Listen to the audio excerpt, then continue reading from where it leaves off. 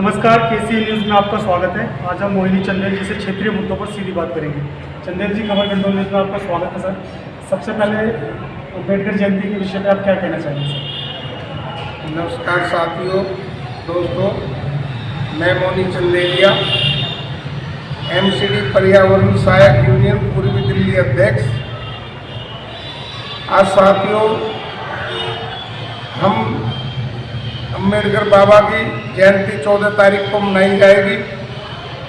उसके लिए सभी देशवासियों को हम ये बताना चाहते हैं कि अपने घरों में और अपने समाज में ज़्यादा से ज़्यादा खुशी से बाबा अम्बेडकर की जयंती मनाई जाए, सब लोग मिलकर, जिससे हमारे समाज का कल्याण होगा, प्रचार होगा, एकता बढ़ेगी।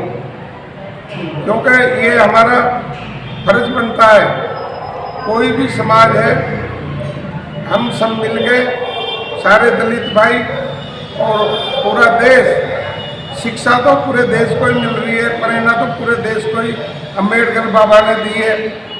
जो राह उन्होंने बताई है, जो विधान उन्होंने बताए, तो हमें उन पर चलना चाहिए, शिक्षा के मार्ग पर चलना चाहिए। तो साथियों, दोस्तों, एक पढ़ाई का जीवन सबसे अधिक जीवन है शिक्षा, और साथियों, शिक्षा के लिए ही अम्बेडकर बाबा कहकर गए थे, तो हमें सब सीखना चाहिए, एक दूसरे से सबको सीखना चाहिए। और 14 तारीख को जहाँ जहाँ भी अपने हमारे देश में अपने अपने इलाकों में उनकी पूजा की जाए, भंडारे किए जाए, उनके नाम पर दान किया जाए, जिससे दलित समाज का और हर समाज, कोई भी समाज है, सबका कल्याण ही होगा। क्योंकि जिसने पूरे देश में एक शिक्षा का प्रकोप पढ़ाया, लिखाने का सबको ज्ञान दिया, तो आज हम उनकी पूजा करते हैं। इतिहास के रचयिता रहे सर, और उन्होंने जो इतिहास रचा है, जो उन्होंने बनाए अपने विधान पे हमें बताया है, उस रास्ते पे हमें चलना चाहिए साथियों। और अपने सब इकट्ठे हो गए भंडारा करें उनके नाम पे, जो भी करें, गली मोहल्लों में प्रसाद बांटें। तो मैं साथियों, आप भी सिर्फ वाल्मीकि मंदिर के माध्यम से करेंगे आप 14 तारीख को बाबा? मैं असमानपुर से, वाल्मीकि मंदिर से मोहिनी चंदेलिया बोल रहा हूँ। हम भी 11 तारीख को कैलाश नगर कर रहे हैं। संजय गहलोत जी चेयरमैन हैं एमसीडी के, तो वो भी 11 तारीख को भंडारा बाबा के नाम पे कर रहे हैं। समाज को इकट्ठा करके यही शिक्षा का बता रहे हैं, भाई हमें क्या करना है, किस तरीके से चलना है। और हमारे राजेंद्र गौतम जी जो हैं, हमारे मंत्री जी हैं, उन्होंने एक मिशन बनाया है। उस मिशन पर हमें बाबा अम्बेडकर के उस पर चलना है, जिससे देश का कल्याण होगा, समाज का कल्याण होएगा। जो भी ज़्यादा से ज़्यादा इसके विचारों पर चलेंगे, जो बाबा ने विधान बनाए हैं, राजेंद्र गौतम जी ने जो कहा है, उन्होंने एक देश के लिए, पूरे देश में ये मिशन फैलना चाहिए कि जो सब शिक्षा के तरफ चले, तो जब भी हमारे देश का भविष्य उज्जवल होगा और हम आगे आएंगे। बिल्कुल, जिस तरह भीमराव अम्बेडकर जी ने देश को एक अलग राह दिखाया, आज आपसे जान लेंगे जो आज के नेता हैं सर, वो लगातार महंगाई बढ़ा रहे हैं, तो बढ़ाते जाना, इसका क्या कहना है? आज देखिए, बाबा साहब ने तो ये लिखा था कि भाई सबको एक करना है, सबको हक सबका मिलना चाहिए। लेकिन आज इतनी महंगाई हो गई, हक मिलने का तो दूर है, एक सिलेंडर भी इतना महंगा हो गया है, जो 300 रुपये का मिलता था और आज वो 1000 रुपये का मिल रहा है, 900 रुपये का, 1100 का ब्लैक से मिल रहा है। तो ऐसा कभी नहीं हुआ, सिलेंडर भी इतनी महंगाई हो गई है। इसके अलावा जो एमसीडी कर्मचारी, उन्हें अस्पतालों में जबरदस्त भेजा जा रहा है। और ये आपने अच्छा याद दिलाया कि हमारे एमसीडी जो है निगम में कर्मचारी भाइयों को एमसीडी से उठाकर जैसे अस्पतालों में भेजा जा रहा है और स्कूलों में भेजा जा रहा है, ऐसे कभी नहीं हुआ। अगर कर्मचारी की जरूरत है तो आप नए कर्मचारी रखो, भर्ती नहीं करो, इतनी बेरोजगारी है पूरे विश्व में सर। पहले ही कितने लोग मर चुके हैं, कितने रिटायर हो चुके हैं, तो कर्मचारियों को तो वैसे ही कमी है। अब देखिए दिल्ली ऐसे नहीं बढ़ रही, दिल्ली ऊपर को बढ़ रही है, 10-10, 20-20 मंजिल बढ़ रहे हैं। हर आदमी इंसान 5 मंजिल बना रहा है, तो दिल्ली इतनी बढ़ चुकी तो कर्मचारी तो चाहिए। और उसको बढ़ाने के लिए उन्होंने एमसीडी से ही कर्मचारियों को वहाँ भेज रहे हैं। कितनी लेडीज ऐसी हैं जिन पर बाइक चलानी नहीं आती, स्कूटरी चलानी नहीं आती, अपने गांवों से देहात से आ रहे, फिर बस से उतर के किराए से जा रहे, किराए इतने वो वहाँ जाते हैं, उनकी हाथ मिल रही है। आज 5 तारीख होगी, पिछले महीने के भी ये भी 2 महीने हो गए हैं, उनको सैलरी नहीं मिल रही, किराए से कहाँ जाए।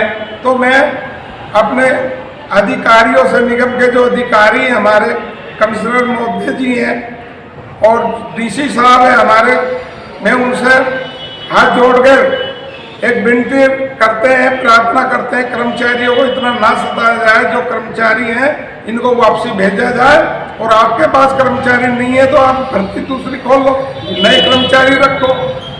ऐसे तो कभी हुआ ही नहीं है कि उधर से कर्मचारी, अब वहाँ पर जो आप इधर से कर्मचारी उधर भेज रहे हो, 1 कर्मचारी 10 कर्मचारी का काम 1 कर्मचारी कर रहा है। जो आपने 10 कर्मचारी अस्पताल में भेज दिए, स्कूलों में, तो उनका काम कौन कर रहा है? उनका काम उनसे 1 आदमी से कराया जा रहा है। तो ये कर्मचारी के साथ अत्याचार हो रहा है, ये नहीं होना चाहिए। मैं अधिकारियों से प्रार्थना करते हैं हम कि हमारे कर्मचारियों को इतना ना सताया जाए।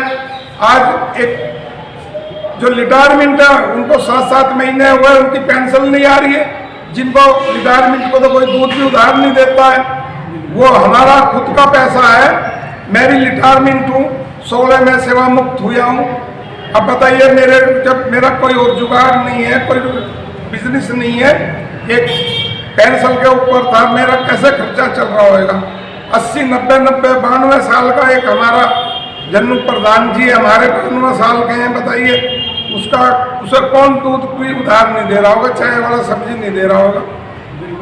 आजकल आप देख रहे हो इसमें कौन किसके बच्चे सुन रहे हैं। तो रिटायरमेंटों का तो वो पेंशन का वो पेंशन भी नहीं आ रही, हमारा पैसा गया का, वो हमारा खुद का पैसा होता है जो पेंशन का होता है, वो पैसे को भी ये लोग खा गए। जो हमारा ही खुद का पैसा है हमारे को नहीं मिल पा रहा। और सर जो बीजेपी वाले कह रहे हैं कि 1 जोन होगा, 1 मेयर होगा तो आसानी से कर्मचारियों को पैसे मिल पाएगा, आप सहमत है इस बात से? देखिए पहले तो कह रहे थे, केजरीवाल जी कह रहे थे कि मैं पक्का करूँगा, पैसे दूंगा। अब ये कह रहे 1 जोन करते, चलो 1 जोन होता है, जब 1 जोन हो जाएगा तो देखो पैसा मिलेगा या नहीं मिलेगा, ये तो इन सरकार की बात ऊपर बात है। हम इसको पहले से पहले कैसे कहें क्या हुआ। ये तो एक जोन हो जाएगा, उसके बाद में सुविधा तो होनी चाहिए। 1 जोन होने के बाद में भी पैसा एक जगह आ जाएगा, गल्ला एक हो जाएगा, तो उसमें सबका हक सबको मिलना चाहिए। तो हम कह रहे हैं जो भी करना है सरकार को जल्दी से करें, लेकिन इन कर्मचारियों के बारे में जो भी है करना, 25 साल हो गए पक्के नहीं हो रहे, कितने कर्मचारी मर भी गए हैं। कह रहा हूँ सरकार से, कह रहा हूँ कर्मचारियों के हित की बात करें, कर्मचारियों की तरफ देखें, इनको पक्के करें और इनका पैसा टाइम पे दें, इनकी सैलरी टाइम पे दें।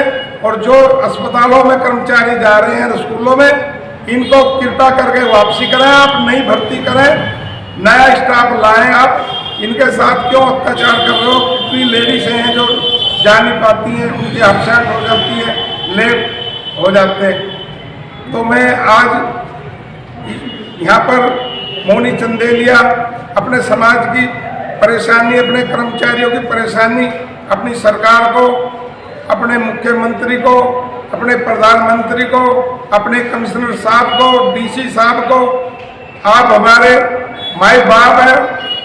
जो अफसर होता है वो माँ बाप होते हैं।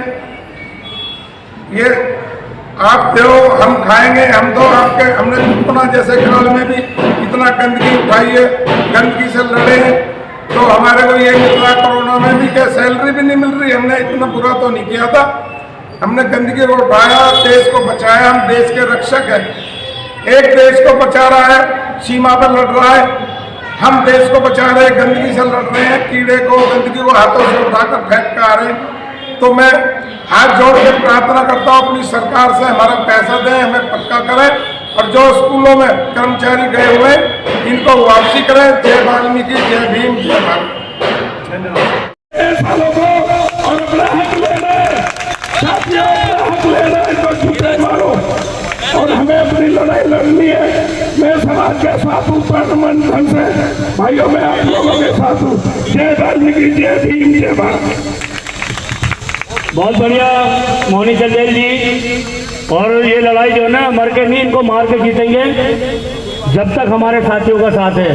साथियों संख्या बल आपको दिखाना है। और ये बात सही है जैसा कि अभी मुकेश वैद जी कह रहे थे कि एक दिन में कोई लड़ाई नहीं जीती जाती। और आप लोग ही प्रचार प्रसार हो अपनी खुद की लड़ाई का। जब